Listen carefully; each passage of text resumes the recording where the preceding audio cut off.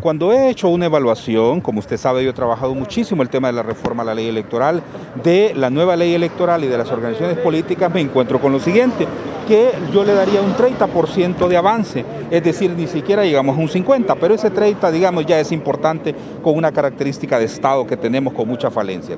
Sin embargo, cuando encontramos en una de las disposiciones que atenta contra las elecciones primarias, entonces el susto es nuevamente qué pasa, por qué atentando tanto contra las elecciones primarias. Primero fue una diputada liberal, después fue una diputada nacionalista, después al interno de nuestro partido un sector planteó que había que posponer las elecciones y ahora encontramos esta disposición que prácticamente le da camino abierto a la cúpula de un partido para que imponga los candidatos, ignorando todo el trabajo que un movimiento político puede hacer para cumplir los requisitos.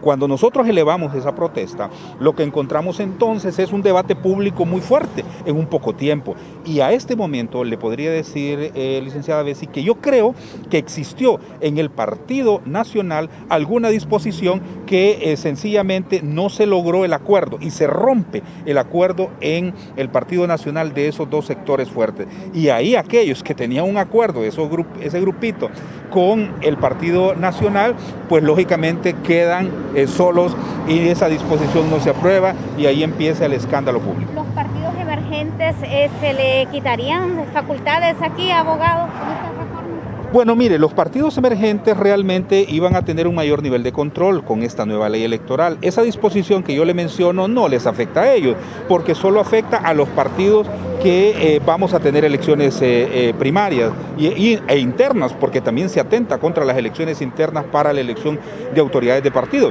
Con los partidos emergentes, a mi juicio, eran muy buenas algunas disposiciones de esta nueva ley electoral que pretendía por lo menos regular toda esa plata que se les da sin control por parte del Estado y en este caso también el control de la mesa electoral receptora, porque son 14 partidos políticos, 14 representaciones ahí, es una más bien atenta porque la mayoría de ellos venden las credenciales. Entonces libre va a estar uno frente a 13, ¿verdad? Espero que no, porque el sector del partido liberal, que en las generales se presente, ojalá el sector decente gane, ¿verdad? Y espero yo que Salvador Narrala tenga una postura también con su partido adecuada, pero ese control creo que sí era importante, que desafortunadamente todo esto se está haciendo a un lado, producto de los aviesos intereses de grupos dentro de los partidos. Esa es una realidad latente que está ahí. Abogado Méndez, ¿el Partido Libre buscaba imponer candidatos con estas reformas electorales? Yo creo que habían grupos. No, yo no diría el partido, no diría la coordinación general del partido. Lo que sí le diría es que hay grupos acomodados.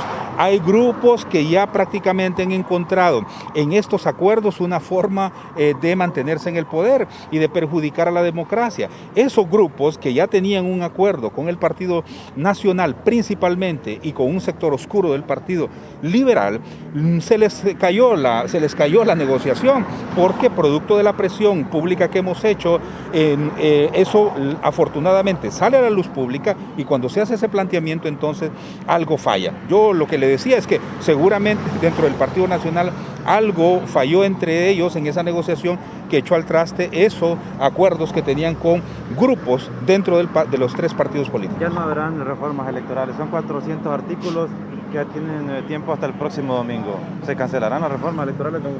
Bueno, sí, son casi 333 artículos, creo, como usted lo menciona, ¿verdad? Seguramente a estas alturas no vamos a ir a elecciones primarias con la nueva ley electoral, iremos con la actual ley electoral y a mí me parece que, aunque parezca increíble y no pensé que iba a decir esto, que es preferible ir con esta ley electoral que está en vigencia a ir con esa nueva ley electoral que atenta contra las elecciones primarias, que puede dividir al partido, que puede generar complicaciones para las elecciones generales incluso. ¿Quiénes son los más interesados, abogado, de que no hayan unas elecciones internas en el país?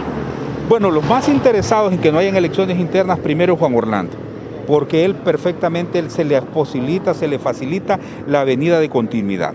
En segundo lugar, es aquellos grupos que se han acomodado dentro de los partidos, que incluso con Juan Orlando en el poder se benefician de ese poder de una u otra forma.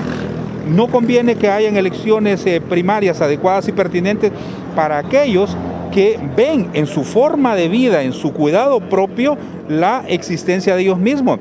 pero no les importa tener un precandidato o un candidato presidencial ganador, porque ellos también sienten la amenaza de que la democracia los abarque a ellos y ellos son antidemócratas. Ese tipo de personas que no van con los lineamientos de Libertad y Refundación, que no abrazan los estatutos, que se alejan de los principios, esas personas son las que se beneficiarían de una imposición interna.